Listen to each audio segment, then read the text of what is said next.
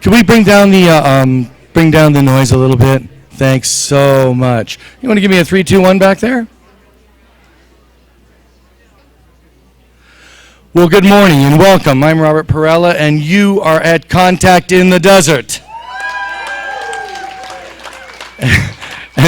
And Contact in the Desert is, of course, the leading cutting-edge research in extraterrestrial science, the mystery schools, metaphysics, and how you interact with spirituality, extraterrestrials, and what they mean to us.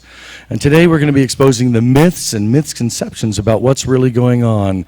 Certainly the preeminent researcher, without question, has been David Wilcock. He is the author of The Synchronicity Key. It is a New York Times bestseller. He's also, of course, a bestseller in the Sourcefield Investigations. His best-selling book, The Reincarnation of Edgar Cayce, has done so well. He's also seen on Gaiam TV. I consider him one of the best when it comes into the study of metaphysics, conspiracies, the esoteric, politics, international and domestic policy. He is really incredible. Brace for impact. This is David Wilcock.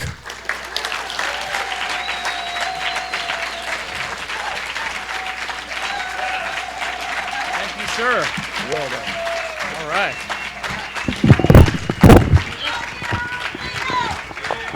All right. How we doing out there? How's everybody doing?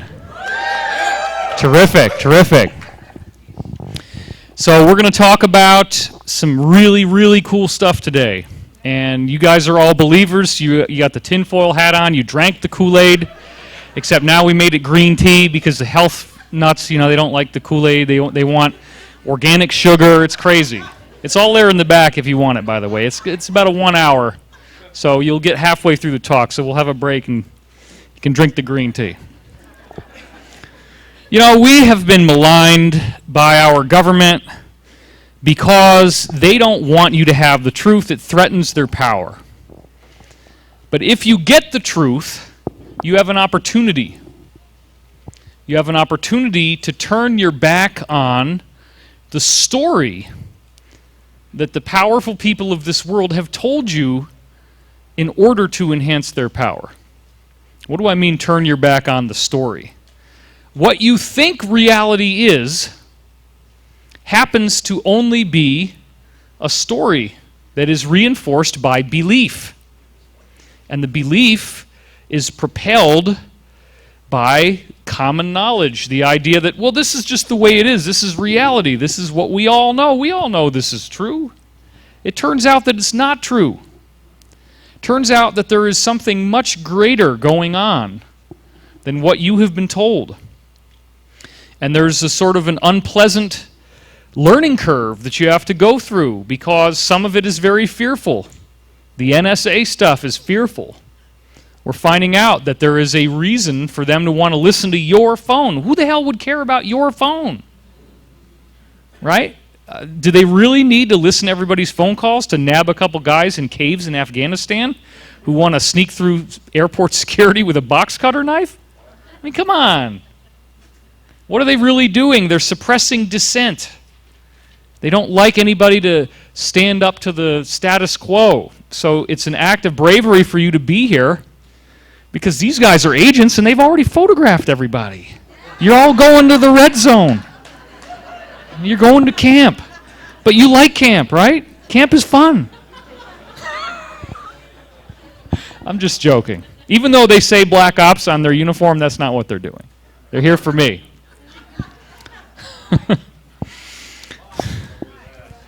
Because we've had death threats. Because I am saying things that could get me in trouble.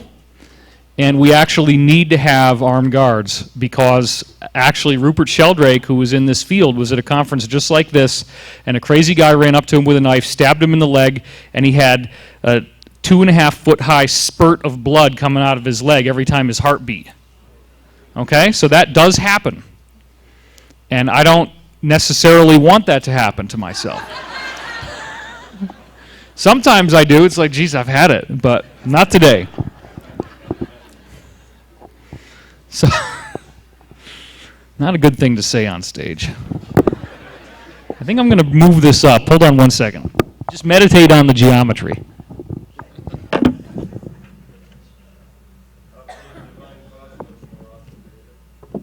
Yeah, thanks for shame dumping me, dude. All right, this has got to be plugged back in. This is actually not running. I don't have power going in. Yeah, see, that's the problem. Okay, to the AV guys, this particular power cord is actually not getting... Oh, there it goes. It worked. Keynote quit unexpectedly. Okay. See, this is part of it. This is metaphysical opposition. There are forces out there that don't like what we're doing and that want it to not succeed. So hopefully you're not reading all the contents of my emails and whatnot right now. All the porn files and God knows what's in here. All right. Is it still projecting? Okay. No? There we go. All right, because I can't see shit from here. All I got is lights in my face. Okay, that's perfect. Yeah, so as far as not updating my website as much as I could have, I'm aware of that, and I'm hopefully going to be changing that soon. I've had 2 updates in the last week. So if you haven't been to my website, go check it out. So we have a very interesting situation going on in the world now in which new information is coming into play that teaches us a different story about reality than the one that we've been given before. And this story, let me see if that's not going to go anywhere. All right. So a couple of you folks, I guess, can't really see me too well. I'm sorry about that. I'll try to keep moving around like this so that it doesn't affect everybody. Maybe there's another way to handle this. Yeah, actually what we can do, let's ditch the podium, and you guys want to handle that for me. That way you get to see everything.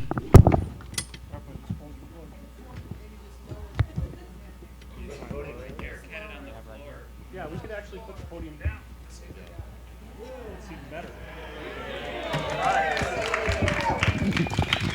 Innovation. Okay, that way we're having a more communal vibe. Nobody's excluded. Let's see if we can get this to work. Yeah, that's working. We just got to keep the lid where I can see it. All right, then let's go with the table then. Ah, it's doing it again.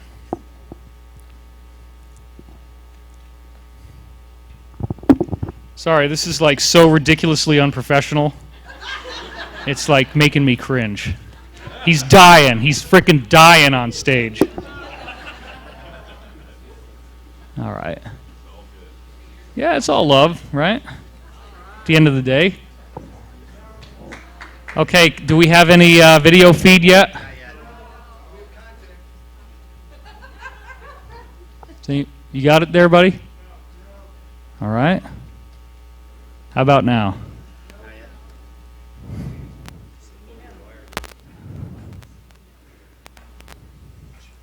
Okay, I think that's what it was, because now it's noticing it.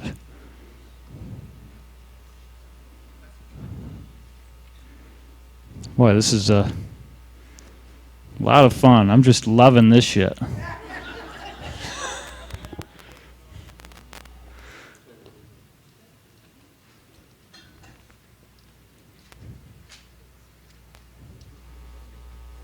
Okay, good deal. It does seem to be sensing the screen, so... Oh, okay, great. And let's go ahead and do that. Although I think Keynote might have crashed again. Let's see.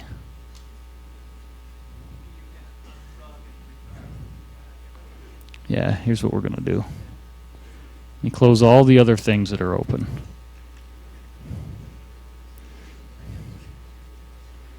It's worth it, believe me, once you see this slideshow.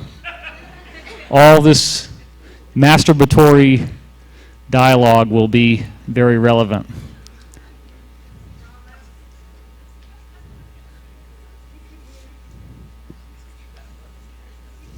Okay, that looks like it's working. All right. Since I still can't see the screen, actually, but apparently it's working. Good. All right. Yeah, just look concerned. Just give me a bunch of concerned looks. Okay. And I don't need this here either. This is kind of like blowing the high for me right now. I'm getting claustrophobic. So, Why don't you stand right at the bottom there with the podium, and that way you can see the screen? no, because the lighting, it's not going to look good on video. Everybody's got an opinion, don't they, right? Why don't you all just start the conference? I'll just stand here and just... Okay. We've already wasted 20 minutes, so yikes. So here's the deal. I believe that the UFO phenomenon is the defining question that we all need to be asking. What is it? Where did they come from? What does it mean for us? What are we supposed to be learning from this? And if these people are out there, then why the heck are they being so silent? Why haven't they just showed up? And as it turns out, there is a prime directive that they're following because their goal is to monitor and encourage our collective spiritual growth. According to all the research I've done, that's the main reason why they're here. And we're going to hear a lot more about that from the 1950s perspective because believe it or not, you were here on this campus right next to Giant Rock where all of the most significant developments in the entire UFO field happened in the 1950s. We're right here. So it's like history is coming full circle, and I'm actually going to be teaching you some of the same things that some of the people who were originally here were teaching. One of the things that you find out is that the universe is energetic in nature and that the energy behaves like a fluid. This is a little bit of review for those of you who were here last night. Was anybody not here last night? Raise your hand if you were not here. Oh my goodness gracious. All right. That's good. That means I get a whole new chance to start over. But I'm not going to do too much because some of you were here last night. So right now, the prevailing view is that, we need to use these complicated equations and we need to figure out how the universe works through this crazy math and nobody's going to understand it. It's all hidden away in the scientific priesthood. You got to go to college, you got to learn all the keys to deciphering this weird number stuff. And, the universe is just too complex for you guys. You're not going to be able to figure it out, so sorry. That's the conventional view, and it's very similar to how the Roman Empire had Catholic Mass read in Latin, so you don't even understand what they're saying. You're just sitting there listening to the sound of a language you can't speak, and hopefully you're going to get some kind of religious experience out of it, but you're not really grasping anything. So the 1950s ETs were some of the first ones to put forward the idea that the universe is actually much simpler than we've been led to believe, that it can be explained on simple principles. And so this is where I want to begin, as I was telling you, those of you who were here last night. Dr. Hans Jenny, this scientist from Sweden, did this study called cymatics, where he's taking a drop of water and he is vibrating the water with little particles of sand in it. And when you do that, it doesn't look like a drop of water that's just muddy water anymore, which is what it would look like before you do this. He pumps sound frequencies into the water, and sound becomes structure. So if you haven't ever really grokked this concept before, this is very important. This is Sacred Geometry 101. Geometry is what happens when vibration is turned into a three-dimensional form. If you actually vibrate the water, there's little force fields of current in the water that will push the sand into this shape. And check this out.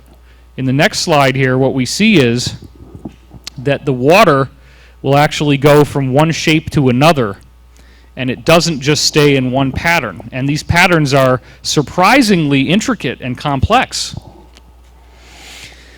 And each of these shapes will stay stable as long as you play that particular sound frequency. Then in the next slide here, what we're seeing is that there are multiple shapes that it can potentially go through.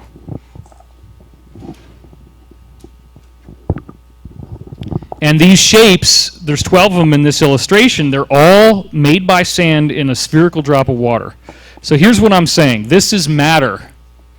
You got to completely rethink matter. So what if the universe is actually made of this fluid-like stuff, and what we call the observable universe, including the galaxies and the stars and the planets, are all actually just caused by vibration. The vibration is rippling the water, and now we see what happens when water is rippled by vibration. It makes structure.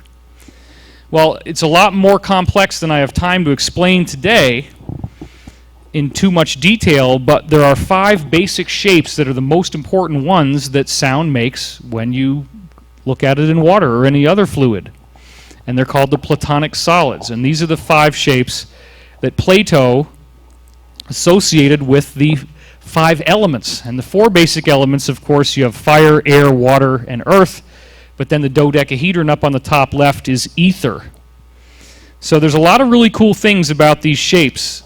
And the coolest part is, as I've now been delineating on my show Wisdom Teachings on Gaim TV, you can watch multiple episodes on this. This is actually what the nuclei of atoms look like. There's a guy, Dr. Robert Moon, who put that together. So instead of protons actually being particles, protons are now the corners of this geometry. And what's the geometry caused by? Vibration.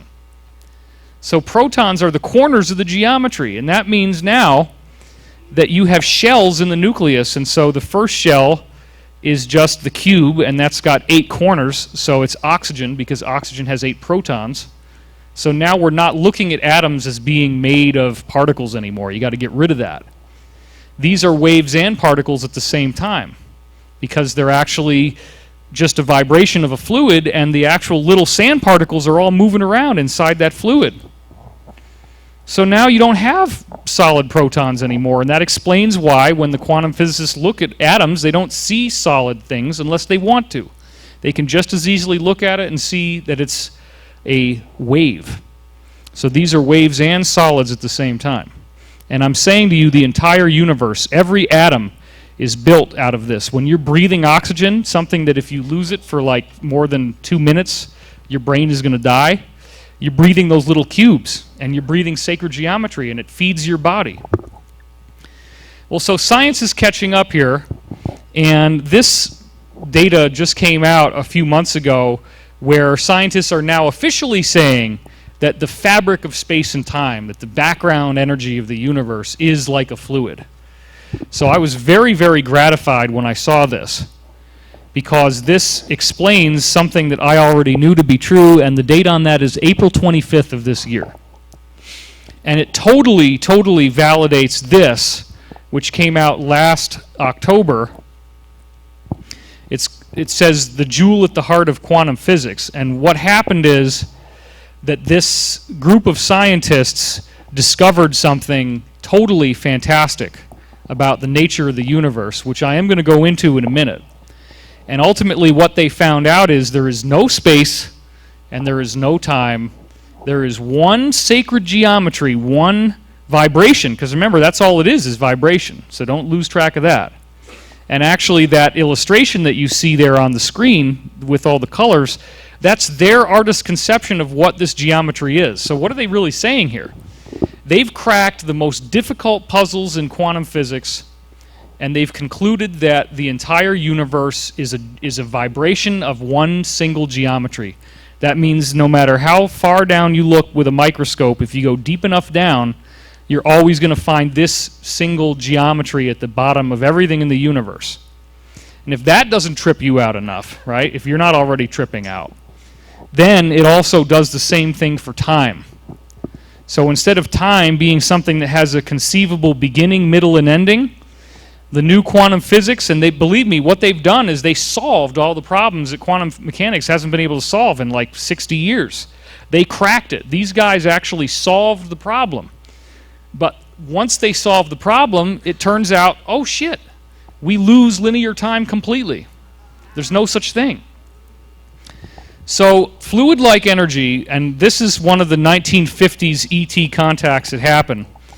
to this Russian scientist, Dr. Nikolai Kozyrev, who discovered what he called torsion fields. So he is our first 1950s ET contactee. He himself looks like an extraterrestrial, doesn't he? I mean, wow. So here he is as a young man, and he was an up-and-coming scientist working on the moon stuff. He was the first to propose that you could mine water ice on the moon for a colony up there, so he's definitely thinking about cosmic stuff. And then Stalin captured him and many other scientists and put them in a concentration camp because scientists could see through propaganda, and they didn't like that. So, you know, we always hear about Hitler and Nazi Germany and that he was after Jews. But it's interesting that in Russia, scientists were treated just as badly as the Jews were in Germany. Any scientist. If you're a scientist, you're dead meat. You're going to the concentration camp, period. You got a degree, you got a PhD, forget it. You're gone. That's what happened. While he was there, he had cosmic consciousness. He had what I believe was an ET contact.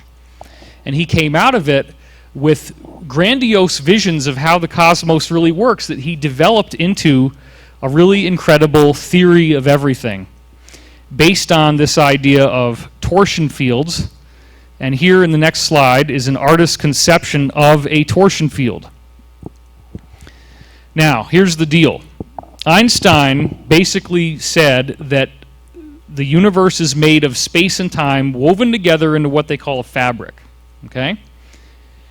But in some places, the fabric starts to twist. And this is why we got to get rid of that stupid idea that it's a fabric and get into the idea that it's a superfluid. We should have never gone down the fabric road in the first place, because if you ever seen those illustrations, oh, well, here's gravity, right? The Earth is like sitting on this sheet of space-time, right? And then it's dipping down in the middle of the sheet, and therefore gravity is the result of things bending towards the Earth because they're rolling down the sheet. It's a very 2D way of solving a three-dimensional problem. The force that's moving into the Earth that's causing gravity is going to be coming at it from all sides at the same time. Therefore, there's something flowing into the Earth, and that's what's going on. Okay, well, here's the problem. As it's flowing into the Earth, it's also going to twist. So that's called torsion. The word torsion means twisting. Einstein only believed that the twisting could stay in one spot in space-time because he was thinking about a fabric. So it's got to just sit there. So now, if you're really looking far ahead, you can see, wait a minute, these are going to be wormholes, and these are going to be stargates and portals, and you're absolutely right. Okay? Einstein's problem was that he said the twisting only happens in one spot and it doesn't move. Kozyrev's big thing was he said, nope, you can have like a soap bubble or like a donut of energy in space-time that actually moves along. It propagates. That's a torsion field in his definition. It's something that actually is moving through the fabric of the universe itself. And again, it's more like the fluid of the universe. So some very, very strange things start to happen when you get into Kozyrev's model. Because in Kozyrev's model, we are actually having atoms being fed by this fluid. And the fluid is flowing into the atom. But there are ways that you could actually get some of the fluid back out of an atom without actually ruining the atom or blowing it up. And he did this in a very, very strange experiment that showed that the weight of a cannonball could change. And the strangest part is that the weight doesn't change all at once, it changes in jumps. So again, I always give you like a big science download at the beginning, and then we're going to get into more interesting stuff that's a little easier to understand, but I want you to get this. And you'll understand what quantized means in a minute. It's quantities of change. So this is the cannonball experiment. Now, what do I mean by cannonball? I am not talking about a roly-poly fat man diving into a swimming pool. That would create a big splash. But of course, his weight would stay the same after he hits the water, so we think. We're talking about these kind of cannonballs right here. And what Kozyrev actually did is so ridiculous it doesn't even seem like it's an experiment. He precisely weighs one of these cannonballs, and then he just frickin' drops it on the floor. Drops it on the concrete basement floor. Clonk! And that's basically the experiment. Pretty amazing, huh? Then the only other thing he does is he weighs the cannonball again after he dropped it. And lo and behold, as he continues to check the weight of the cannonball over the next half hour, he finds that the weight has noticeably decreased after he dropped it on the floor. And then, what's even weirder than that, is that over the next 20 minutes, the weight comes back, but it does so in sudden leaps. It doesn't just go, it's like the weight's at one level, and then all of a sudden the scale goes boop, and more weight comes back, and then you wait a little longer, and boop, it comes back. And this is actually an illustration of that process. Now, I want the math geeks in the audience, everybody, right? I want you to look at those three numbers over on the right-hand column and tell me if you see anything interesting in those three numbers going down on the right. They're doubling, aren't they? 31 plus 31 is 62. 62 plus 31 is 93. So this is what's so strange.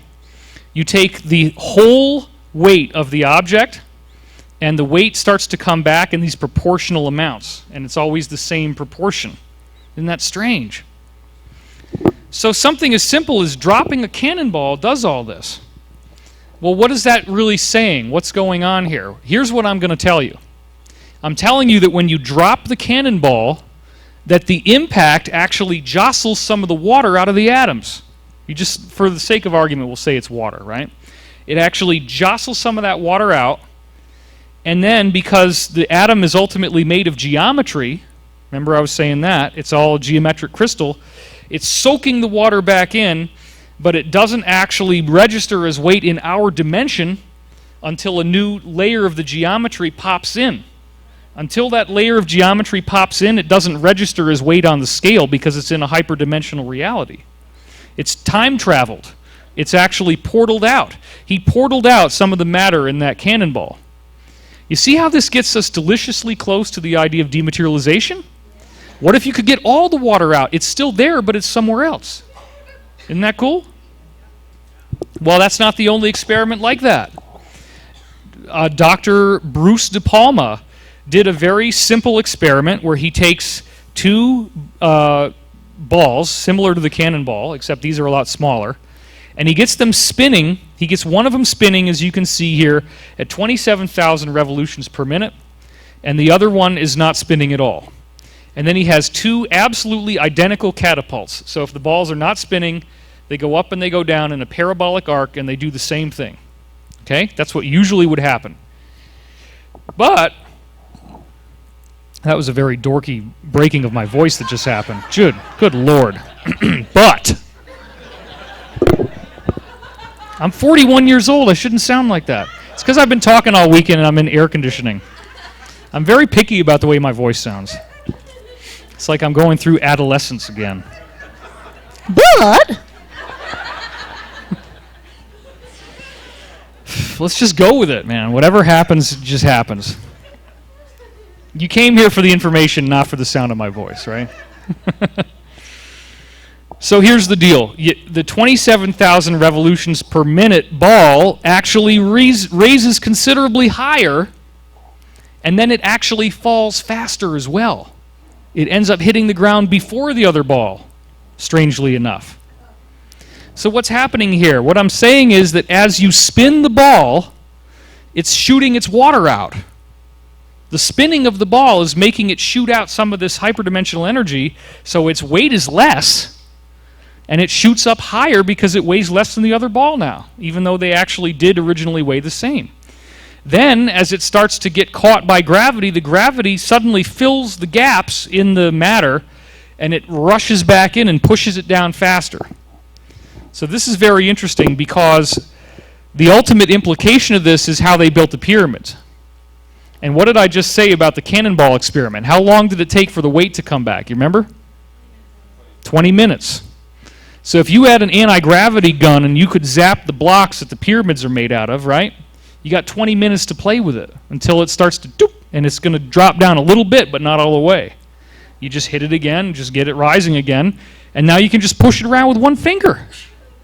Think about it. This is the laws that the ETs were using to build the pyramids, and we got experiments that show this. Now, why the hell couldn't this be taught in school? It's a lot more interesting than the typical Newtonian physics of, action and reaction. Because it's not just action-reaction, it's action-reaction in the third force. Something else that's interacting outside of our cause and effect reality. Outside of the conventional matter that we see, because this other stuff is out there. So now I want to introduce you to these two guys who actually wrote a paper that really blew me away. This is Nachalov and Parkhomov. And it's a paper on, it's a summary of all these different torsion fields. Now this is a very, very high geek speak way of saying what I just taught you. Since the superposition of a torsion field and a gravity field in a local area of space can reduce gravity, then the influence of torsion on any physical object can lower the weight of the object. What this means is, if you can build a gun that zaps torsion beams, you can create anti-gravity. It's just a very fancy way of saying that. That's what they did when they built the pyramids, okay? So this guy comes in, Nikolai Kozyrev, in the 1950s, and teaches us this new science. This significant property of torsion fields was discovered in the 1950s by Nikolai Kozyrev, and it was later confirmed in investigations by A.I. Vienick, Lavrentiev, and others. Now next we're going to go into this guy. This is Dr. Harold Afton, and he took it even a step further with what is called the Afton effect. It's a very, very simple experiment, but it's going to tell you exactly the same thing I was just saying. He takes a magnetic rotor, and that's just the spinning part inside any engine, okay? It's nothing complicated here. It weighs 800 grams, and he spins it so that it goes up to 3,250 revolutions per minute. That's pretty fast. And then he measures how much energy it takes to get it up to that speed. Turns out to be 300 joules. You got to leave it spinning for about 5 minutes or more, and then stop it from spinning. Now think about this for a minute, based on all the stuff that I've just told you. In conventional science, nothing is going on inside that rotor as soon as it stops spinning, right? But in the new science that I've told you, what might actually be happening inside that rotor? Could it be like you just stirred up a cocktail with a stirring rod, and you just stirring it, and then you take the rod out, and the water is still going shh like this? We don't have any normal way of measuring that, right? Well, he figured out a way to measure it. So what would happen? Do you think maybe it would take less energy to get it spinning again? Because now this extra rotation is in there, and it's going to add inertia. It's going to add some push to make it easier to get it spinning again. Well, by God, if you do it within 60 seconds, that's how long it takes for the spinning to slow down. If you spin it up again in the same or in the opposite direction, because the rotation can turn over on itself. If it's spinning like this, it just flips upside down. Whoop. Within 60 seconds, you only need 30 joules of energy to do the same thing. So this is the secret, folks. This is the big secret. A pyramid is actually a funnel. A pyramid is capturing this fluid-like energy that's all around us, and as the fluid goes in to make the pyramid, it starts swirling. And there's swirling energy in the middle of the pyramid, and then it turns out that swirling energy is the source of consciousness, it's the source of life, because this is all what the torsion fields are about. That guy, Dr. Nikolai Kozyrev, discovered that he could generate these spins in the gravitational field. That's what it really is gravity spinning. He could generate them with his mind. He was reading the temptation. He built these devices that could measure these spin currents in the fluid of space-time itself. And in my latest episodes of Wisdom Teachings, I go through that. I have nowhere near enough time to do it today. But the point is, there's really cool ways to detect these torsion fields. And he had been doing it. He could do things, for example, like he'd take a weight and he'd move it up and down like this. And just the shaking of the weight, even if there's a brick wall surrounding the torsion field detector, it creates ripples in space-time. And the ripples travel through the brick wall, and the detector measures them. Isn't that something? Just moving it up and down. So simply moving, you're actually generating a ripple in the water. Just like, and that's why I said the universe is built on a superfluid principle. But then one day he's reading The Temptation of Faust, where Mephistopheles, the devil, is tempting the guy, and think about it, he was in a concentration camp. So that idea of making a deal with the devil to be more comfortable was something he must have thought about, because he's living on like basically no food and in this totally horrible environment.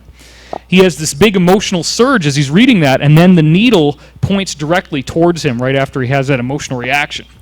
And that's when he realized, oh my God, I have discovered the actual field that consciousness is using to move. And it's not electromagnetic, it's not radio waves. You're not going to tune in somebody's brain on your radio. But if you got a torsion field detector, then maybe you would. And as it turns out, you do have one in the center of your brain. It's called the pineal gland. But that's a whole other discussion that you've probably seen in my videos. So this is another high geek speak thing that he says. There is something spinning of an ethereal nature coextensive with the machine rotor. The ethereal nature I'm just calling the fluid, right? Just to keep it simple. But this is a whole new way of looking at stuff. So here's the next bit of information that's going to blow your mind. This fluid, and I'm trying to get you to, I've been up until now trying to get you to think of it as something that travels like there's a speed in the travel. The next thing I'm going to try to explain to you is that it doesn't have any speed. It's instantaneous. So think about this for a minute. Let's say, if my thing will balance, it probably won't. Maybe it will. No, it's not going to. Okay. Let's say that I've got a sponge. And let's say that the sponge has little cells in it, and I dip one end of the sponge into water. And the water starts popping through the cells one at a time. What if I told you that's electromagnetic energy, and that's the speed of light? The speed of light is the speed of the water popping through the cells one cell at a time. Is everybody with me? What if I do this? I push on one end of the sponge, and the other end of the sponge moves how fast? Instantaneously. The one end of the sponge that I push on is mirrored in the way the other end of the sponge moves, and it happens simultaneously. So a torsion field, even though it twists as it moves, it's moving through the entire universe simultaneously. This gives rise to instantaneous consciousness in the universe, you see? The universe, to be a sentient organism, needs to have instantaneous consciousness. It can't be waiting for a signal to get through. Anything that happens anywhere in the universe has to be known to the entire universe. So the entire universe is a matrix of geometry. It's all an emanation of one single geometric crystal, and that geometry is communicating instantaneously by these ripples in the water. You think of it like water, but in this case it also works more like a solid. So then Kozyrev gets into a very, very arcane study about binary stars, and I've had skeptics try to attack me on this. Kozyrev's thing was this. You got two stars that are evolving at the same time. In fact, 80%, we now know, 80% of the stars in our galaxy are binary pairs.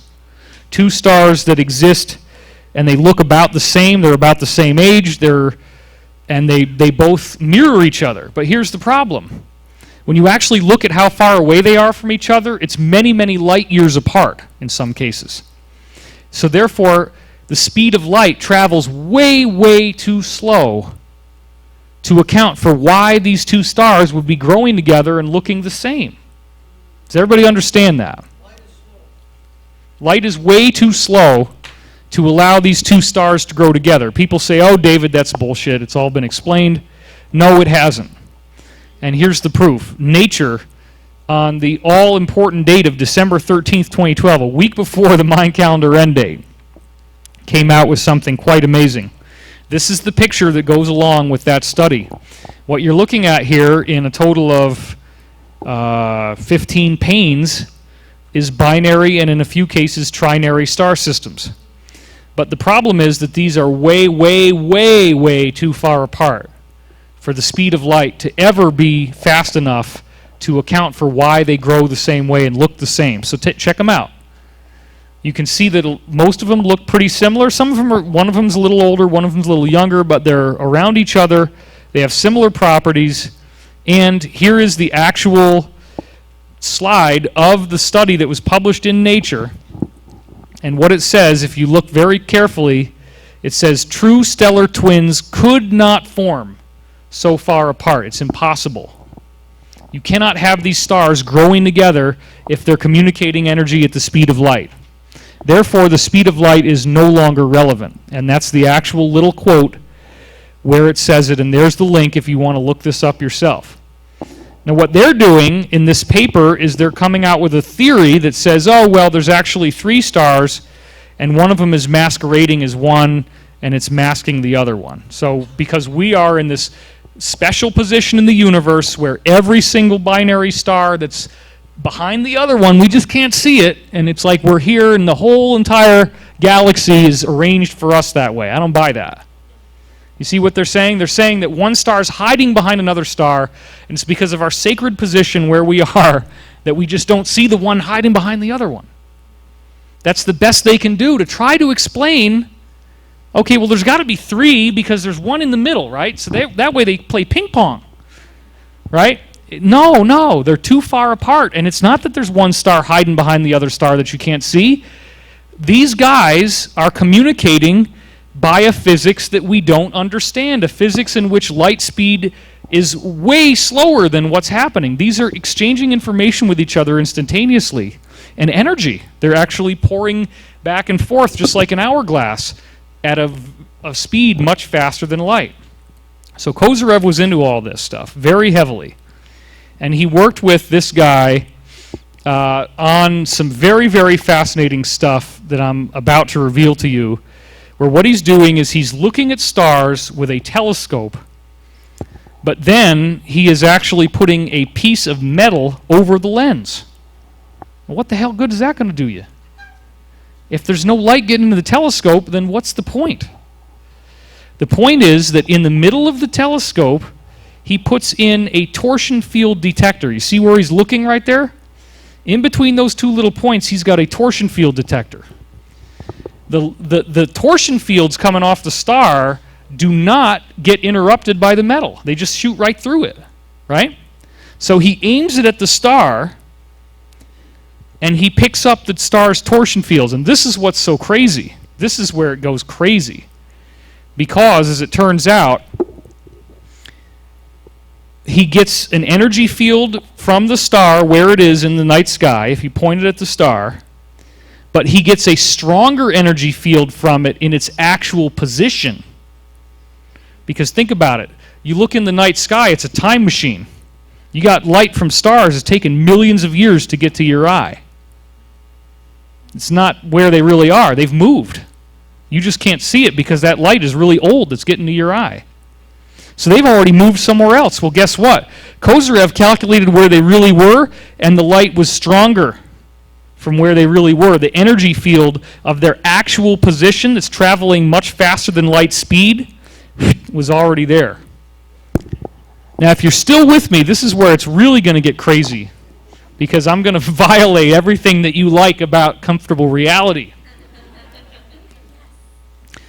Where the star hasn't been yet in the future also gives off a signal. He sees where the star is going to be. The star's future position casts a shadow into the past. Isn't that crazy? So when you aim the telescope, like let's say this chandelier is the star, right? If I aim it over here, it gets weaker, it gets stronger, stronger, stronger. Boom, there's the strongest signal where the star is now. I go into the future where the star is going to be based on its orbit, and it starts getting weaker and it tapers off slowly, and then it goes away. So what I'm saying is that star is already there. It's already in the future. It already exists in that spot. And it's casting a shadow onto us. So you think that you know what time is, but you don't. It's all there. It's all happened already. The universe already happened. And if that's not enough, then the skeptics are going to say, they probably cross their arms just like he is, but he's not angry. They're going to be like, you know what? That's just some Russian guy, and we can't trust him, and science requires replication. We got to repeat the experiment. Well, that's what happened. In the late 80s and early 90s, the same exact stuff was done at the Russian Academy of Sciences by Lavrentiev, and when the sky was being scanned by a shielded telescope with a detector inside, it registered signals coming from the visible position of each star, its true position, which is where it really is, as I was telling you, and also a position symmetrical to its visible position relative to its true position. And it's the future and the past. It's shining on us from both directions in time. Lavrentiev could not give a theoretical interpretation to these facts, and then they were again replicated by Akimov in 1992 at the Ukraine Academy of Sciences and at the Crimean Astrophysical Observatory. So let's put on a philosophy thinking cap for a minute here, right? Let's be philosophers, because philosophy requires a foundation. You have to build a foundation in which to have a philosophical discussion. So let's have a philosophical discussion as if this were true, as if all these scientists who've independently rediscovered this and proven that it works are correct. Let's take the idea that the star already exists in the future and that it sends information back into the past. Let's also take into account that Kozyrev discovered that his own mind could make a torsion field that would be detected by the same detector that's inside that telescope. If something happens in the future, then your own mind might do what? Send a signal into the past. This explains prophecy. Future prophecy is no longer some impossible thing. The scientific data has been there. The Russians have known this. That's why there's tens of thousands of papers on torsion fields that have all been classified. So that brings us back to these guys. Oh, one more little bullet point first. The obtained results were interpreted as detection of torsion waves. That brings us back to these guys right here, Nima Arkani-Hamed and Yaroslav Trunka. Based on what I've told you about Kozyrev in the 1950s, this is going to make a lot more sense now. Arkani-Hamed is, they're both at Princeton and working now at Caltech, and what they did is they hacked the big puzzle of all quantum physics, as I was saying, and their conclusion is that all of space and time is emanating from a single geometric form. That totally makes sense with what I was just saying, doesn't it? And they call that form the amplituhedron. And another name for it is a positive Grassmannian, if it will cooperate with me. Okay. There we go. So what is this amplituhedron? This is the seed geometry that the whole universe is actually being made from, interestingly enough. And this is what they drew it to look like. But when you actually dig into that paper that I showed you before, the technical illustration looks like this. And that, to me, is 1/4 of a Merkaba, which is one of those basic geometries that appears in fluid. Now, literally what they're saying is that every single problem in quantum physics, every single squiggly line they've ever seen in the laboratory when they're measuring particles, every one of them can be assigned a position inside that geometry. That means that calculations that used to take 90 pages of equations for one little calculation can all be solved very elegantly if you apply this geometry and you just look at that wave as if it's a jitter from this. Now, the first guy who was into this was Sir Roger Penrose in the 1970s, and this was his solution, but he didn't quite get it right. Notice it looks somewhat like the other one, but there's a lot of differences. These guys come along last year and solved the puzzle, and I got very excited. I saw this on an airplane, and I got really tripped out because I immediately said, well, look, it's just 1/4. It's 2 of the corners off of this guy. That's the Merkaba. That's one of the basic fluid vibrations, and it's also why the Star of David looks the way it does. So now you can see this, and I'm going to superimpose the two over each other so it becomes very easy to see. That's 1 corner. Remember, 1 corner, as I'm saying, is actually 2 triangles, the top one and the one on the right. The other 3 corners actually fade in, and we get this. So hold on a minute. Let's show you how this works. So you can see them fade back and forth in and out of each other. And so therefore we have the whole Merkaba shape working together, which is very exciting. The two are working in conjunction.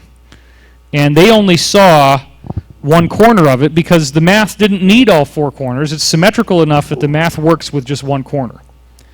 So what I said the other night, and this goes into what I'm doing tomorrow in the intensive, the Tibetan rainbow body teachings. The Tibetans have a teaching about how to transcend your physical body and how to burst into pure light. And sure enough, tomorrow we're going to go through exactly how they tell you to do that. But one of the things that was said by the ET that came here, Padmasambhava his name was, who taught the Tibetans how to ascend, is he said the universe is made from this. It's called the Vajravarahi Mandala. Well, it looks pretty darn familiar, doesn't it? Here's an extraterrestrial that came to Earth in like late 700 AD era, right before 800 AD, somewhere around there. And he's got advanced technology and he's got advanced physics because he's a spaceman. And he told us this is what the universe is made out of. This is what's at the center. So I'm hoping that you can see now that if this tetrahedron is all that really is out there in the universe and it's vibrating, that means that every moment of what we think of as time, it's like there's, if you look at a film strip, right? You play the film strip through a projector at 30 frames per second, it appears that the image is moving on screen, when in fact, all that you actually have on the film is a series of still images with panes in between them. It's just that it's moving at the right speed that those still images appear to be in motion, but there's no actual motion taking place on the film. The film has always been there.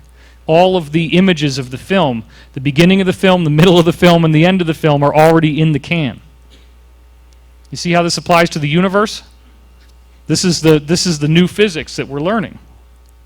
So here's another example of Vajravarahi Mandala, drawn from that same time period, the core of the whole universe.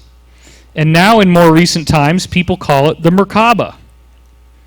So this is very exciting because what it ultimately reveals is that the entire universe is ultimately coming from a singular vibration, and that's the core of extraterrestrial science and physics that was given to us in the 1950s.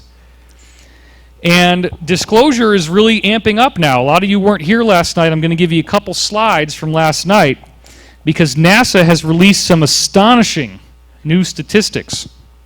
And this was summarized in a website called Wait But Why, and the title of the article is The Fermi Paradox. So if you want to look this up yourself, that's where you go and find it. And I'm not going to go through all of it. I'm just going to get to the core of what they do after they do all the math. And once they do all the math, the conclusion is that at least 1% of every star in the universe has a planet on it with liquid water like the Earth. That's crazy. That means it's 100 billion Earth-like planets. And that means that if you go around and you count every single grain of sand in the world on every single beach, there's 100 planets like the Earth for every single grain of sand. Now that's a lot different than what we've been hearing up until recently. This is a whole new way of looking at it. And then if you assume that only 1% of these planets have had life evolve on them like it is now, and if you saw my talk last night, you'll know that's a very low estimate and not true, then every grain of sand on Earth now represents a planet with inhabited life. Every single grain of sand on the beach. So be careful where you're walking, right? Ow! Ow! God damn it! It's crazy. I mean, how can you even wrap your head around that? Every single grain of sand is an inhabited world. How much sand is there right outside the building here? My God, go out and take a handful of sand and think that each one of those grains, as you just let it drop out of your hand right outside the door here, there goes a world with intelligent beings on it? holy smokes. And that's just a little bit of sand. There's a lot more sand than that. It hurts your head, right? It's like, damn. But then it gets even crazier, of course. That's why you're here. Then he's making an assumption that only 1% of those planets have life that's as intelligent or more intelligent as we are on Earth. Hopefully it gets a lot better than it is here, and I'm sure it does. If that's true, then that means there are 10 quadrillion or 10 million billion intelligent civilizations in the universe. Now, that's a lot. You apply the same math to the Milky Way galaxy, and this leads to an estimate that there is 1 billion planets that we could go live on. So there's a lot of real estate out there. If we screw this one up, we got a backup plan. And so as soon as we, as I said last night, as soon as we get to these new planets, we'll set up shop, we'll build SUVs, get the fossil fuel, start chemtrailing the sky. Boom. America, baby, all the way. This is what we do. Get her done. No, we're not going to do that, I promise. You're not allowed to travel off your own planet unless you get to a certain level of sophistication. They estimate, this is NASA now, estimating 100,000 intelligent civilizations in our galaxy alone. Super advanced. And that means that as soon as they break the ability to travel through light speed, and they can go faster than that, they can get here. As soon as you can build a stable wormhole, you've got superluminal travel. It's like those two places don't exist. You just fold up space, and they're both now in the same location, and it pops back, and there you go. So, in the law of one material, which is material that was channeled based off of what happened in the 1950s, and I'm going to be sharing with you now pretty soon, they estimate there's approximately 100 million inhabited worlds in our galaxy. So based on these new numbers that I've given you, that's not a far stretch. We now know that there's these planets with liquid water everywhere, and disclosure is moving forward. This was on June 29th. They're now revealing this planet Gliese 832c, and this is an artist's conception of it, is only 16 light years away, and we go there and have all the comforts of home. We got liquid water, we got the right temperature, it's in the Goldilocks zone, not too hot, not too cold, just right. That's what they call it. And here is a list from NASA, from a division of NASA now, revealing all of the planets that are potentially habitable that are very near us. These are only the closest ones. So this totally changes what used to be used by the skeptics. It was their crack cocaine to shoot us down in the UFO field, the dreaded Drake equation. This guy, and that's the equation on the chalkboard behind him there, or the whiteboard, he's saying that we calculate these different factors and life basically becomes so rare as to be almost impossible. That's not what they're telling us anymore. So life is actually a byproduct of the universe. If the universe is actually made by this single geometric form that's vibrating, then that means anything we see on Earth must be part of that geometric form. Does that make sense? Because it's holographic, right? So you zoom into any point of quantum space, and whatever you see there is from that geometry. So therefore, life must be part of the geometry. Therefore, consciousness must be part of the geometry. It's just basic philosophy now. Well, this was proven by Dr. Luc Montagnier, a Nobel Prize-winning biologist who, in the year 2011, did an incredible experiment where he takes 2 tubes of water. Now, notice what's going on here. You see what looks like a can. And you see one tube over there on the left in the middle of the black area, and that tube is a test tube of water that's got DNA floating in it. And then underneath, you see 5 other test tubes. All those test tubes are simply filled with pure, ordinary water. Then all he's doing is he wraps a coil around the 2 tubes and shoots it with 7 hertz of energy, of electricity, and then waits for 18 hours. That's the basis of the experiment. So here he is with 2 glasses of water, and that could be as simple as his experiment is. If there was a humming electromagnetic field nearby, if he's near a cell phone tower or something, boom, it could be that simple. And you could end up with germs in the water, because that's what ends up happening. Check this out. Montagnier takes these two hermetically sealed tubes of water. One of the tubes, as I just showed you, has a trace amount of DNA in it. And then he electrifies both tubes with a 7 hertz electromagnetic field.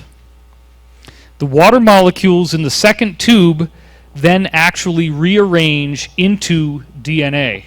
So what is water? What's the chemical name for water? H2O, and that means there's 2 hydrogens and 1 what?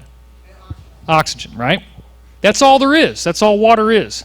How the hell do you turn hydrogen and oxygen into DNA? Alchemy. There's some sort of transmutation of elements going on. So that's actually happening in the tube.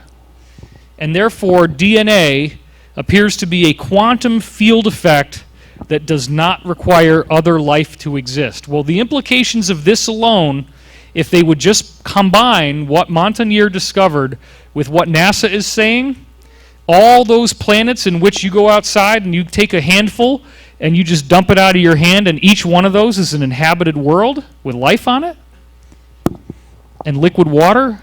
Anytime you got liquid water, these quantum fields are going to start making microbes. It's not going to only happen on Earth. It's a cosmic effect.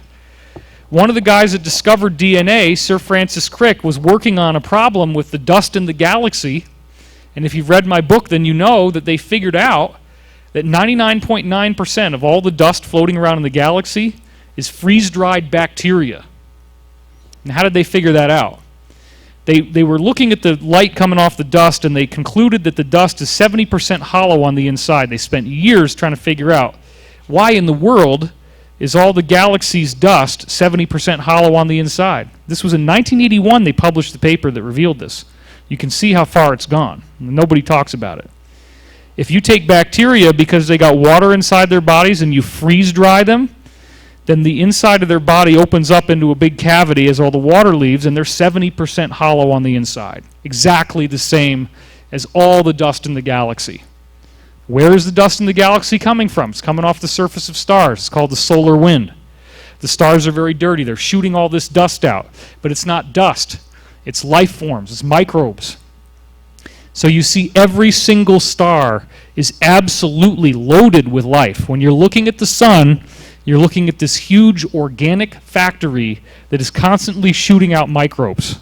That's all it makes. The only thing that the galactic dust is made of is microbes. So life is everywhere. The universe is biological. The universe is made to build biological life. And we're starting to see more and more proof that life can arrange spontaneously from non-living material, hence it shows up in the water.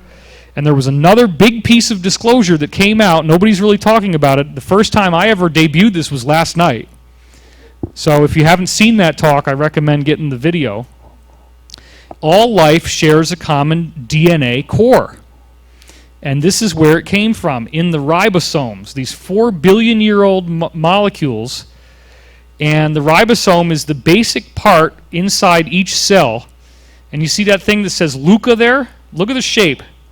What these scientists have discovered, this is very recent now, is that every type of life they see, and the top one on the left is archaea, that's the oldest archaic bacteria on Earth. And then they got yeast, they got the fruit fly, and they got human DNA and human chromosomes in the ribosome. Everybody from the oldest time to the present, everybody's got the same DNA blueprint in there. That's the basic building block. And it says here at the bottom of this page, at its core, the ribosome is the same everywhere. The ribosome is universal biology. Notice he didn't say it's only here on Earth. He said universal. The ribosome is a basic building block. It's a genetic pattern written into quantum mechanics.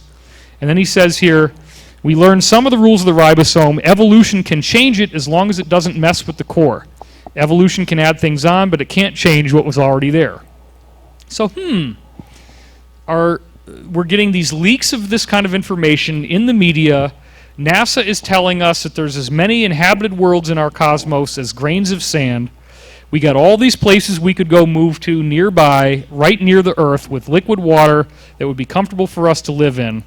And if you take all the things that I've told you about Montagnier, where he's got DNA in one tube and then plain water in the other tube, that would ultimately imply that all of life on Earth is part of a divine design.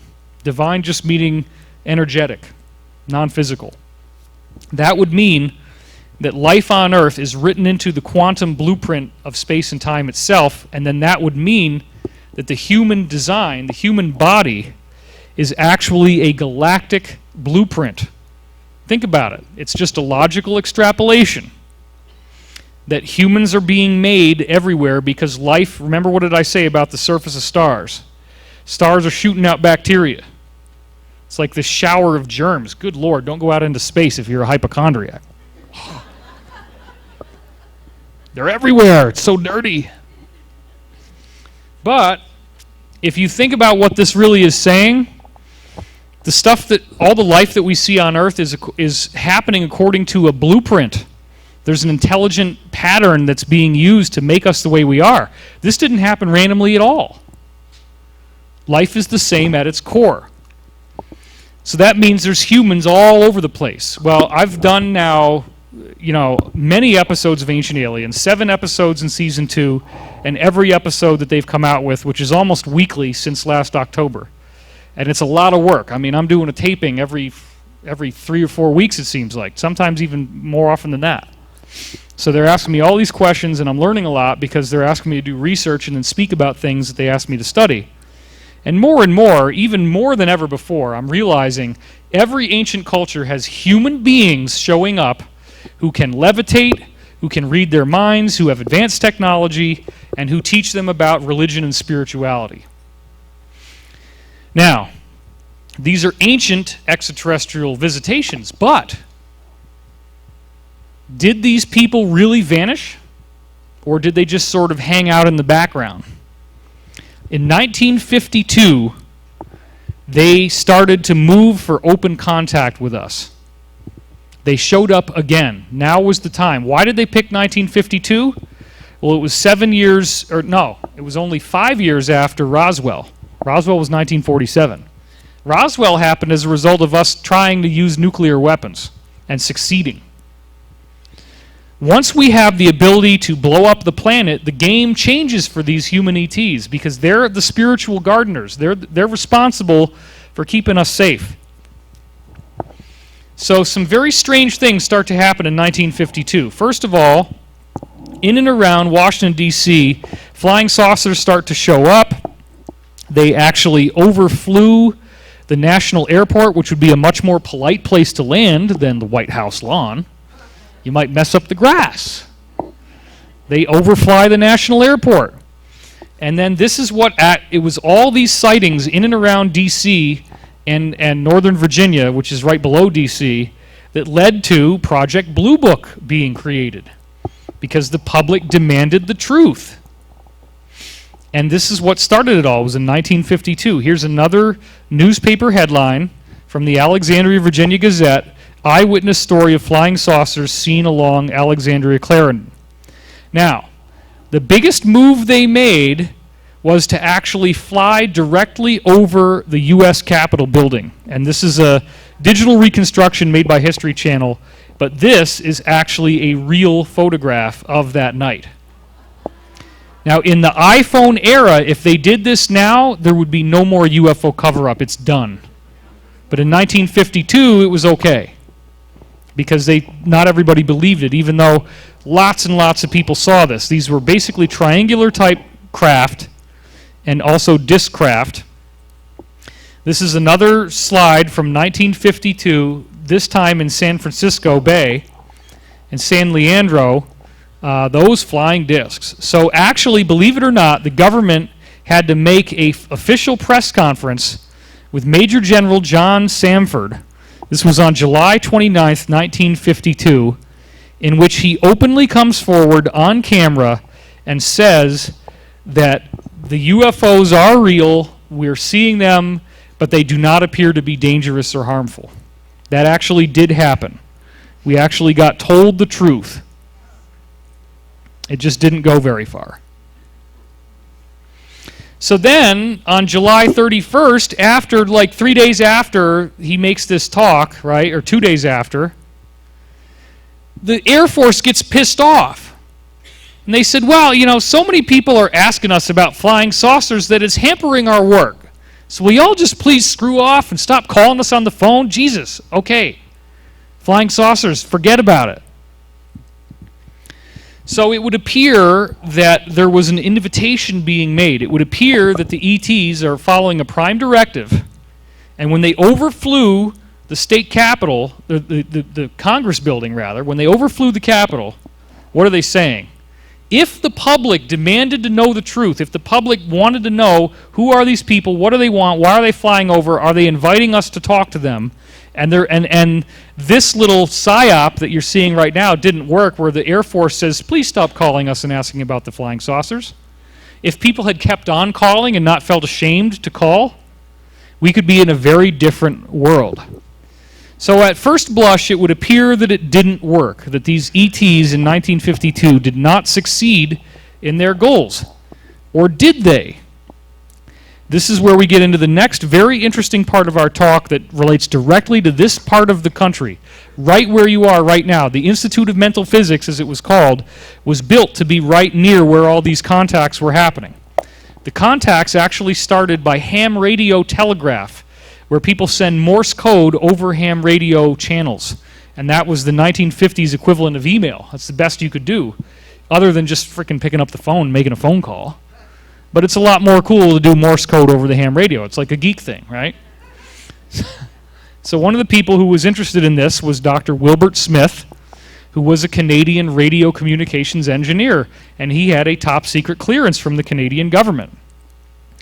So sure enough, in 1952, what we find out in his book, The Saucers Speak, is that 12 different groups around the United States and Canada were contacted by extraterrestrials using Morse code on the ham radio. The ETs wanted to talk to us. They said, if the Congress won't talk, then we'll go right to the people. Screw the government. Which is good. W.B. Smith was personally contacted by a ham radio telegraph through his friend Lyman Streeter, and this ended up showing up in Michel Dobrenovich or George Hunt Williamson's book, The Saucers Speak. George Hunt Williamson was sort of like the alpha male of the 1950s UFO movement that was all happening here. There were big, gigantic events happening where people would gather over at Giant Rock, actually. It was all outside. It wasn't in this nice campus. That's actually why this was built, because what they used to do in the 1950s was like Burning Man. You're way out in the middle of the desert. There's nothing around. You just got a tent and a chair and your car, and yet there were like 5,000 people coming to this. So it was huge. And this was where the big flying saucer event was every year. So they hid W.B. Smith's identity, but people who knew George Hunt Williamson directly, in fact, the Law of One staff themselves, told me that he is the scientist referred to in the book. In fact, Don Elkins actually wrote in the margins of the book where it says the scientist, he wrote in W.B. Smith. And I read that book when I was at L&L, which is that's where the Law of One was done. Now here's the deal. These ETs, when they showed up, they didn't just want to talk about religion and spirituality or interesting cosmic stuff. They had a very specific message that they kept telling these 12 different groups of people. And what they said was that our solar system was moving into a more highly energetic region of the galaxy. Now, based on what I was telling you about atoms, right? What did I say an atom was? Is an atom made out of particles? No. An atom is made of vibrations, right? What happens if you change the vibration of the vibration? I'm starting to sound like Abraham now, right? If you vibrate your vibration to a higher vibration, then your vibrations will vibrate in a vibration unlike the vibrations that were vibrating once you were vibrating before.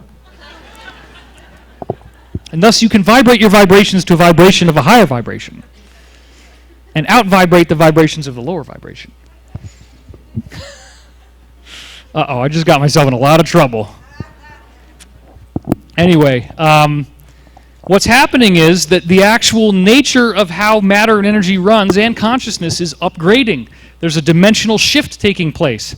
Because remember, when you drop that cannonball, that fluid, the energy, right, it pushes out of the cannonball, and it's in some other reality, and it doesn't show up as a weight increase until it reaches a critical mass in our reality. So this energy that makes matter exists in some other place, doesn't it? That's what's so trippy about this. The beings also said that we would get more cosmic rays and that ultimately our entire solar system would be transformed. Now, I don't have time to go into it today, nowhere near, but I have amazing slides you can see on Gaiam TV. And again, I've said this before, but please, if you're going to sign up for Gaiam TV, 10-day free trial, and then it becomes $9.95 a month. You can watch everything for 10 days. There's no restrictions.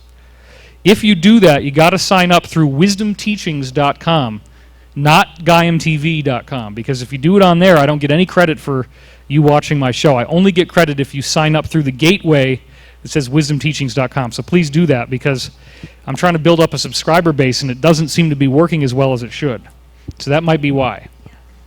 So thank you for paying attention to that. The entire solar system, they say, will be transformed by this process. And as I said, on Gaiam TV, I go through every planet in the solar system and I show that they're all heating up, they're getting brighter, they're getting hotter, they're getting more magnetic. It's not global warming, it's not caused by fossil fuels. I certainly don't think that means we should rubber stamp the oil companies to go and pollute the atmosphere. But there's something happening that's charging up our planet that's much bigger than that. They do explain that they gave a message to the world governments and that the message was ignored. W.B. Smith hid his identity from Williamson's books due to the fact that he had a security clearance. And then over time, telepathic messages or telegraphic messages by ham radio switched over to direct mental telepathy through members of the group. W.B. Smith then built a series of questions that only he knew the answer to. And when he found people that actually were in contact with these beings, they always answered the same correct answers of about 100 different questions. So he had a 100-part questionnaire that everybody was screened at. And one of the places that he looked, incidentally, for people who were having contact was right here, Giant Rock. He'd come to these conventions, he'd talk to people, he'd say, okay, who knows what's going on? Who says they're in contact with extraterrestrials? What are they thinking? What are they saying? Then he'd go and interview them, and he'd take you off into a private area. And he'd have you go into trance, and he'd run you through this 100-part questionnaire. That's one of the ways that he found these people.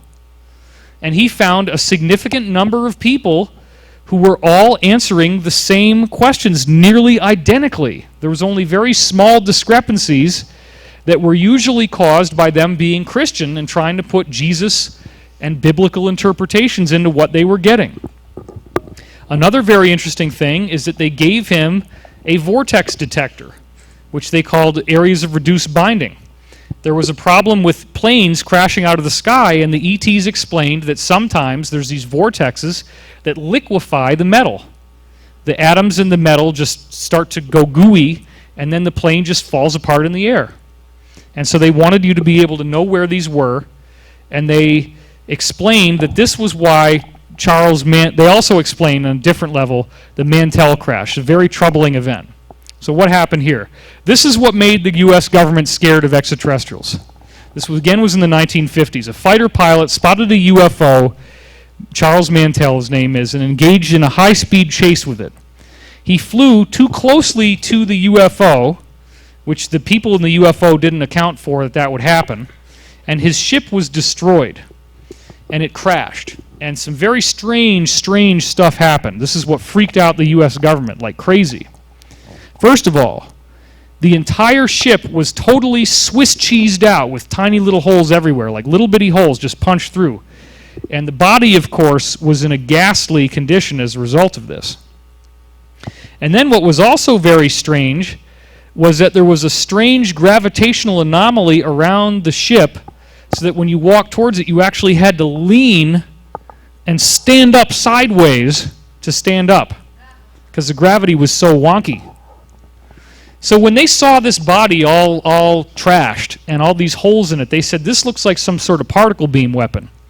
These ETs attacked our ship and they destroyed our man, and therefore they're dangerous. So the U.S. government became extremely troubled by this, and this probably more than anything was the reason why they started to see extraterrestrials as hostile. So the ETs tried to explain through these contacts that W.B. Smith was talking to. More than one person had the same information come in. They said, yeah, it was an accident and we're very, very sorry about it. They explained that He was just very stupid and he wasn't paying attention and he got too close and he flew too high of an altitude and he got close to them and it ruined his plane. They also described technology. They said, here, let's give you something that can help you. We don't want you to lose planes anymore. You need to know where these vortex points are so that if you fly into them, that you don't fly into them when they're active because they'll make your plane come apart. So they gave him a very simple technology. They said, take a piece of fishing wire, like a monofilament, and stretch it almost to the point of breaking. And then you wrap the wire around a spindle that leads to a meter, and I'll show you a picture of this. It'll make a lot more sense in a minute. And then actually, believe it or not, the vortex causes the atoms inside the fishing line to either get closer together or farther apart. They start to stretch. And that actually causes the needle to spin. So here's the detector. And I'm telling you, if we start selling these, wow, a lot of people would buy them. But we haven't figured out, I haven't tried to build these yet. But it's a very simple thing. You got an aluminum tube, as it says there. You got brass caps on the top and the bottom. You have a spring in the middle, a steel spring. And then you have the nylon fiber, the monofilament fishing line. You stretch it almost to the point where it's going to break, but it doesn't actually break. And then, as you go through a vortex, as it stretches and loosens, you notice that it's wrapped around the spindle, and the spindle attaches to a pointer across that dial. That dial goes from 1 to 9, and it will tell you how strong the vortex energy is in a given area. So they were able to find vortexes this way, and it turns out they were big, giant circles of energy moving across the surface of the Earth. So W.B. Smith's conclusions, based on all this stuff that was going on here, this is where he met a lot of these people, is that telepathic communication is very real. It can be repeated under scientific laboratory conditions, and different sources of people gave nearly identical answers to technical classified questions. And the big point, again, was they were convinced that something is happening throughout our entire solar system. Lo and behold, I was very fortunate that inside L&L I found the original 1958 transcript of the first speech that he ever gave called Why I Believe in the Reality of Spacecraft. This is a scan of that yellowed piece of paper. It was like a treasure, man. I couldn't believe it.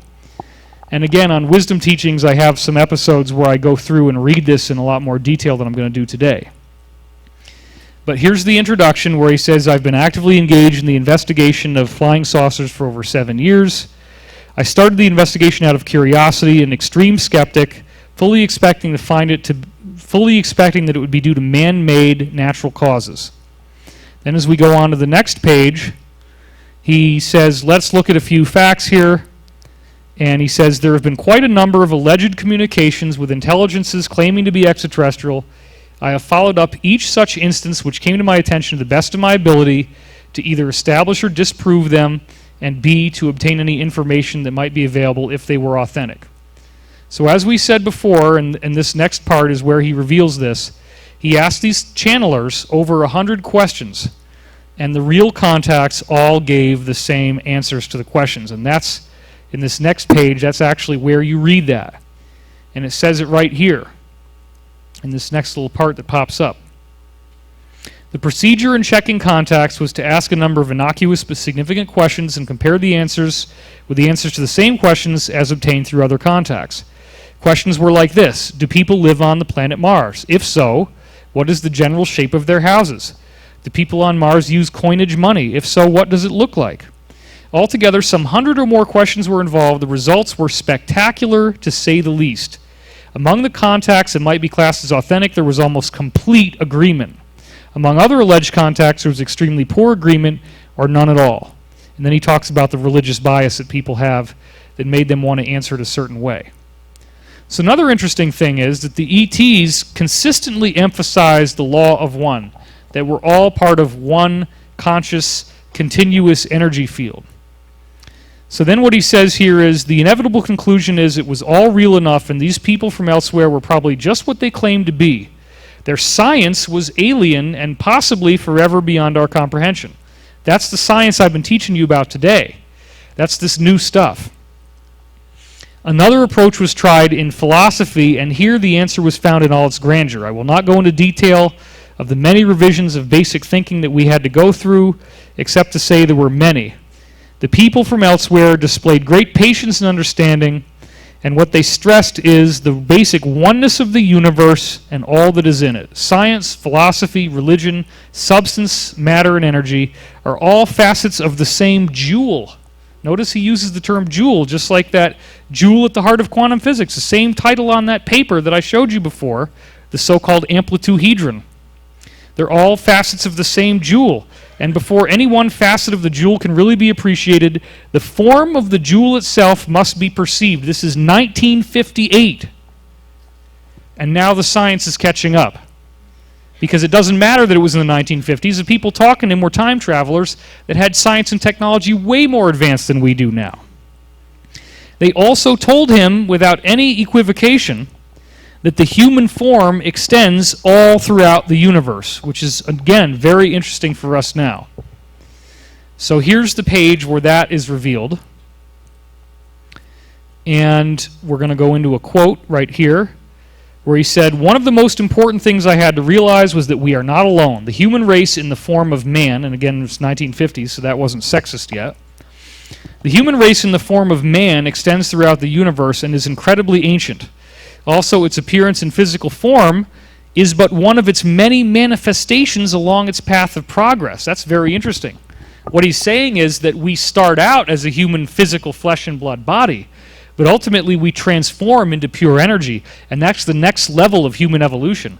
That's what the Tibetans are all about. That's what the rainbow body is. That's why 160,000 people following these Tibetan Buddhist teachings I'm going into tomorrow, they actually got their life to transform. If you really go through the discipline, you can do it at any point. And the key is if every thought that you think is a loving thought.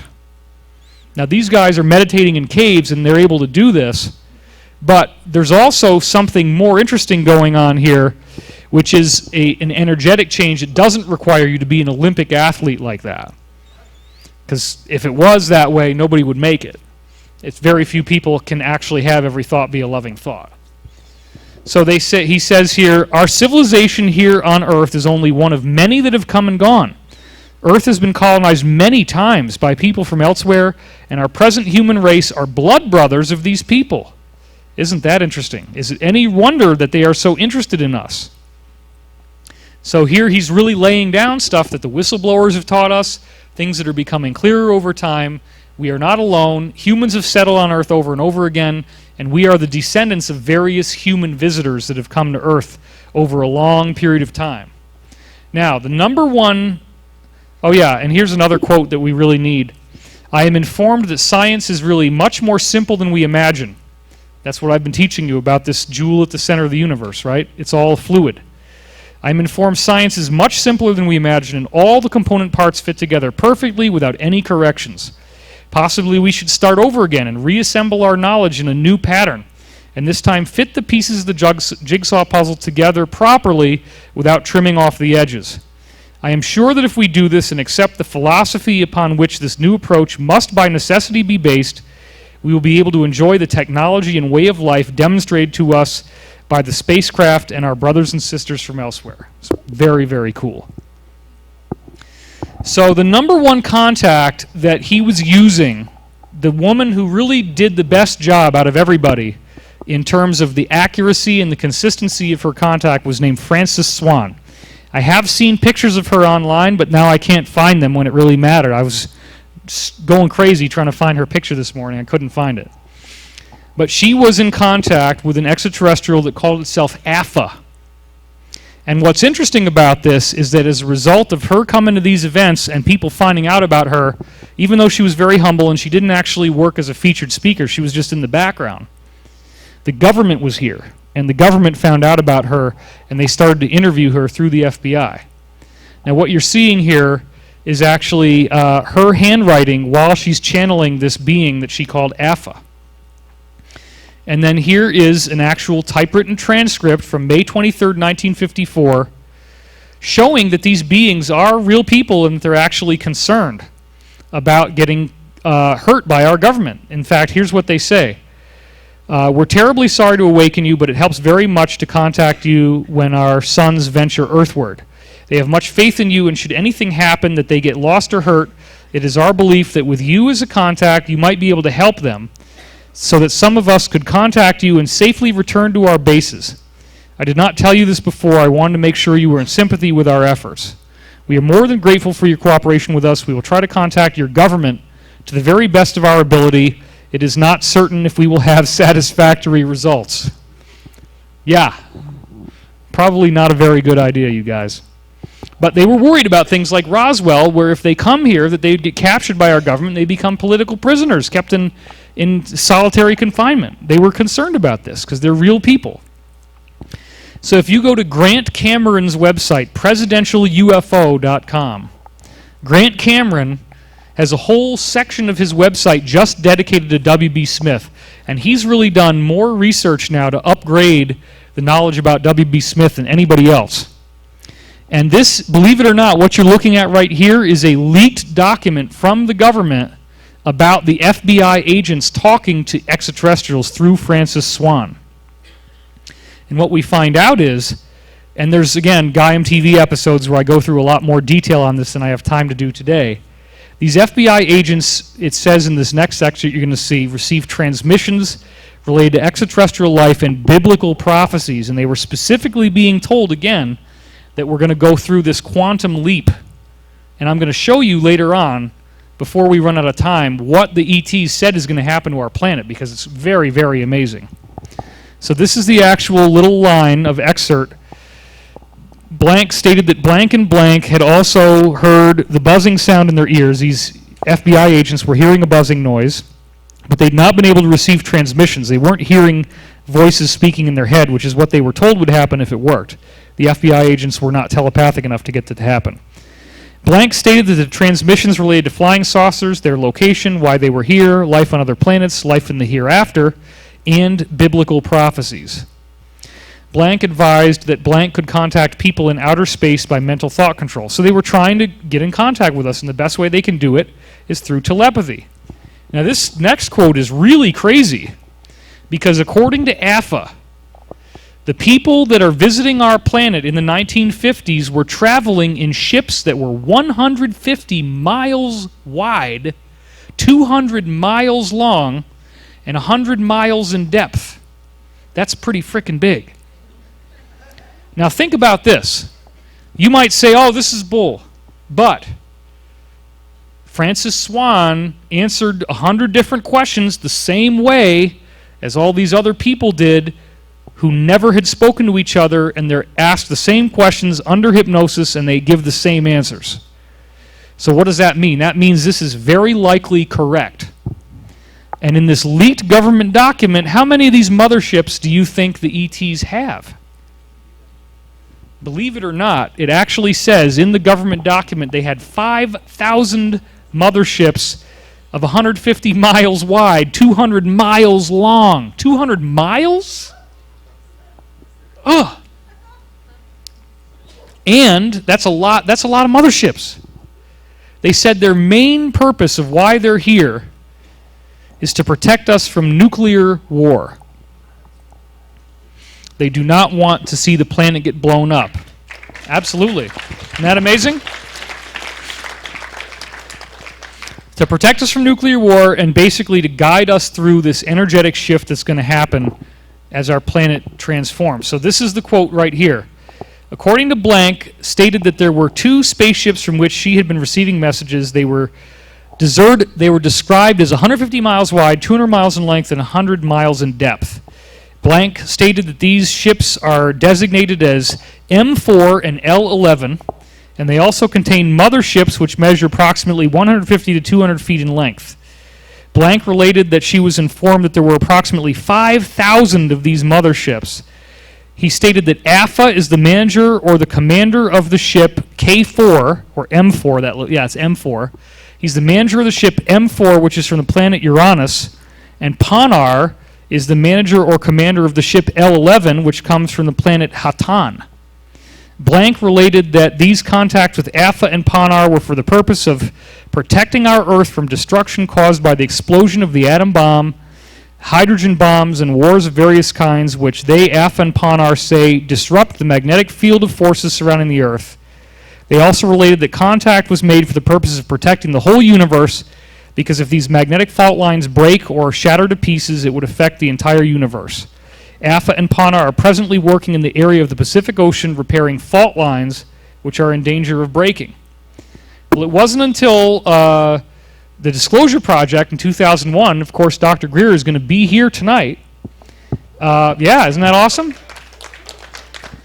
That he first started to release information about people like Robert Salas who were seeing UFOs appear over their nuclear missile installations and powering the bases down. And then in 2011, there was a big, big event at the National Press Club, all of insiders just about this subject.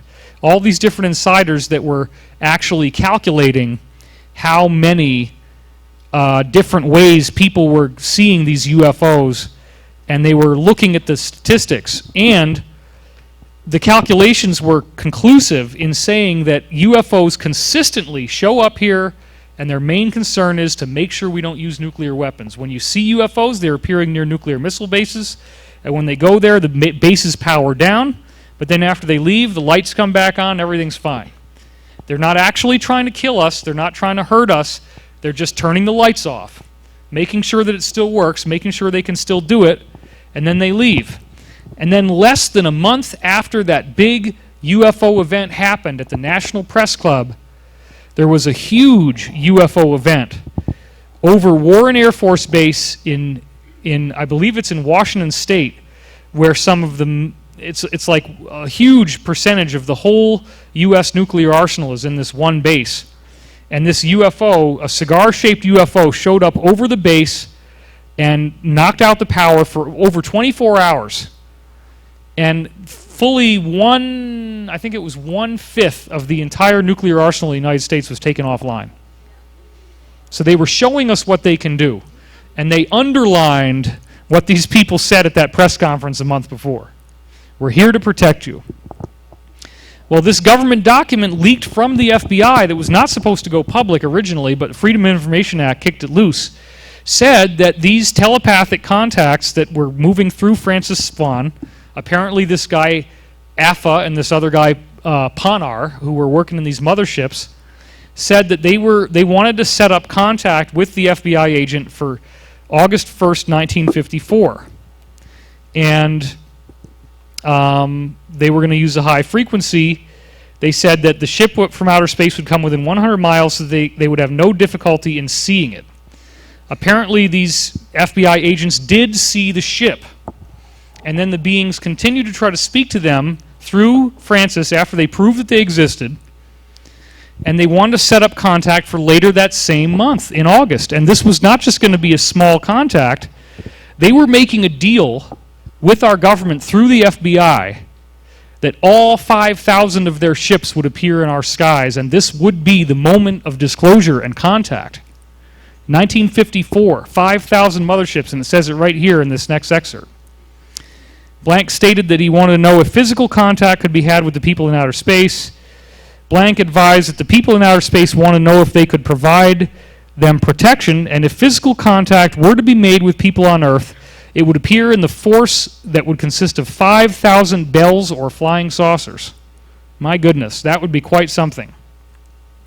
They go on to say that their ships would appear in late August 1954, and this information was forwarded through the entire U.S. military command. You can imagine what the U.S. military felt about the idea of a fleet of 5,000 motherships appearing in the sky. They didn't like that at all. But here's the quote of that. It says, this information, bottom paragraph, this information was forwarded to the Secretary of Defense, and copies were sent to the Army, the Navy, and the Air Force, and a letter was also written to the President of the United States. The FBI, of course, wants to see, is she trying to make money? Is she trying to be famous? And they found out, nope, she's humble, and she was not interested in publicity. So the Office of Special Investigations, which became the CIA, was given this information in the U.S. Air Force, and no further action is being taken by the Air Force. They're like, forget about it. Okay, so now I want to talk about the three Georges who were all here at these conferences in the 1950s. George Adamski, who I saw some posters for him in the big sanctuary room. George Van Tassel, He's the one that we're going to be looking at in a minute. And then George Hunt Williamson, who I already was talking about a little bit. So George Adamski is sort of the classic contactee guy. And bear in mind that George Adamski's contact was not with Greys, it was with these human-looking people that were telepathic and had advanced powers. And he had some very, very interesting photographs that he took of their ships and stories about the coming Golden Age and all kinds of interesting stuff. But George Van Tassel is really of interest to us because George Van Tassel actually was one of the people that W.B. Smith was talking to who were answering his questions correctly. And that channeling led to this book, The Council of Seven Lights. Copyright 1958. Look at that. Yucca Valley, California. Does that sound familiar? That's where we are right now. Because he built this thing called the Integratron that's right over here. You can go see it. And if that thing had worked, it would have been a Stargate. It's a big dome, and if you go in the middle of the dome, you can talk and you'll hear your voice echoing in a really strange way. And the ETs told him it was really important that no metal would be used in its construction. So it's similar to the pyramid effect, but the idea is that by building this wooden dome, that you could potentially build a Stargate. Now here's the problem. A lot of the money that came in that made that Integratron built was from Howard Hughes, the billionaire. And Howard Hughes was told by these ETs, you have to make this available to everyone or we won't allow you to build it. And then Howard Hughes said, oh, sure, no problem. Then he starts putting all this money in, and you can still go see what his money financed. The Integratron is still here. But then Howard Hughes says, well, okay, I'm just going to let my billionaire and millionaire Illuminati friends in there for the first 2 years. And then after that, we'll let everybody else come in. So unfortunately, because of this, the ETs had to sabotage the project. That's all explained in the Law of One material. So the Integratron could have worked, and it would have made this area a very important pilgrimage site, because if you want to catch a cosmic magic carpet ride, you got to come to Joshua Tree to do it.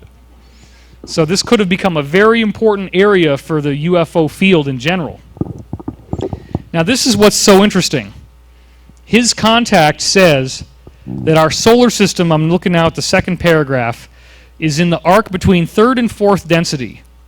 And that when we go into fourth density, the Earth will rebalance on new poles and there will be a great earthquake written of in Revelations.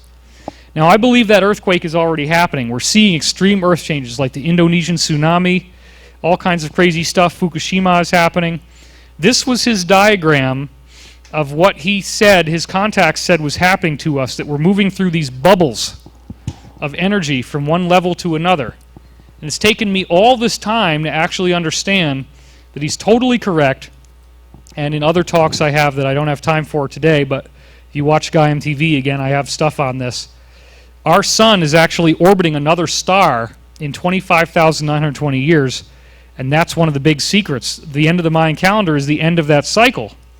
And you can break the cycle down into 12 subunits, which are 2,160 years each, called the Ages of the Zodiac. Well, that's exactly what these bubbles are that you saw in the previous diagram. 12 bubbles. It's the same thing. So the point here is, there might not actually be 12. Oh yeah, there are 12. So the point is, this is what's going on. He said in his contacts that our solar system is going to pass out of the maximum circumference of third into the minimum of fourth, and the length of the Earth's year will change, and it will become 370 days instead of 365.2422. So there's major, major changes that will occur to the Earth. And this is the first time that they talk about densities. This is what shows up in the Law of One, third density. They say, do not confuse densities and dimensions. Densities are pressures in changing frequencies of vibration, but dimensions are measurements. And then look at this. Time cannot be measured in the absolute. Time can be phased in density and can be moved forward and backward. And then look at this highlighted paragraph at the bottom. As our solar system moves through space, it is moving into an ever-increasing frequency of vibrations. Each solar system and every planet must evolve through grades, even as babies learn to crawl before they can walk. And then he talks about these A and B lines of force, which we're not going to get into right now. I go through this on Guy MTV. This is interesting. This is his view of what's inside the sun, according to his ETs, and it's that geometry. It's the same geometry that the cube is one of the things you get if you connect the dots around the Merkaba. If you've ever played around with a Merkaba sculpture, you can see that. So these ETs were hip to the geometry of the universe, way ahead of their time. This is 1958 that this book was published. So again, we don't have time to get into all this technical stuff here, but I want to go through this. The Earth's people only register time because the planet rotates and orbits. It's the movement of the planet through the universe that makes us think that we have time. They assume that time goes by, but time is infinite. All that people on a planet can register is their revolving planet passing through time. The people are in motion on the planet, so they assume that time is in motion. Actually, they are moving through time with no visible means of registering that time is actually completely still. If time ever actually did move, everything in the universe would collide, and all condensed energy or matter would explode. So that's very cool. The idea here is they're saying time is already there, and it's only because the Earth is moving around the galaxy that we think that time is moving forward. But it doesn't just move forward. It's all there, just like Kozyrev was saying. So that's George Van Tassel. He's talking about planetary rotation caused by these opposing lines of force. So this is where it all got started. So you guys are actually, I felt like I had to do this talk here because it's just so appropriate to be on this location. There was another really amazing group of ET contacts that happened in the 1950s in Italy that are very similar to the ones that were happening here, because believe it or not, ships were landing here and people were meeting these human ETs right around this area. Literally just a few miles away over at Giant Rock is where this was happening. So that's why they called this contact in the desert and why they wanted to have it here. So if you get a knock on the door tonight, just, be ready. Pack your bags. You don't need a boarding pass either. They're not going to give you a security check, or you're not going to have to get a complimentary genital massage or anything like that. You just get on board. So the Acri were a group of human extraterrestrials that contacted people in Italy, and this is their Sanskrit meaning. This is the Sanskrit character that they used to represent themselves when they appeared to people over in the Hindu culture. This Italian documentary is called Casa di Amicizia, Casadeamicizia. And it's a whole incredible show you can watch in which these Italian guys are contacted by people that look human. And these are illustrations from the show. Some of them were very tall, and others were actually very short. So this is one of the shorter humans. They look like us. And what's interesting is that a deal was worked out with these people. These people had the ability to teleport things in and out of our reality. They had the ability to read minds. They could create audio on a tape recording. You just start the recording and then you let it run for a while, and then when you play it back, there's this voice speaking on it. And actually, these guys that they met with, and over 100 different people met with these ETs in Italy in the 1950s, they were told that, they are our family, that they're from outside there in the cosmos, that they're trying to help us, and they just wanted to start on the personal level, one-on-one, let us get to know each other, and that their ultimate goal is to help us move through this big energetic change that we're going through that will bring us into a new level. They wanted to bring us into their civilization. They wanted to welcome us into their culture. And they also explained that they had a base underneath Italy that's huge. It's 300 kilometers wide by 150 kilometers long. And they called it W56 was the name given to them by the group. This base, they just used some sort of portaling technology and pushed out the land around the ground where the base was. So one of the books that you can read, which actually, I'm sad to say, it's not a particularly easy book to read. It's by Stefano Breccia called Mass Contacts. I do have it, and the documentary actually is a lot more understandable than the book. The book kind of wanders around.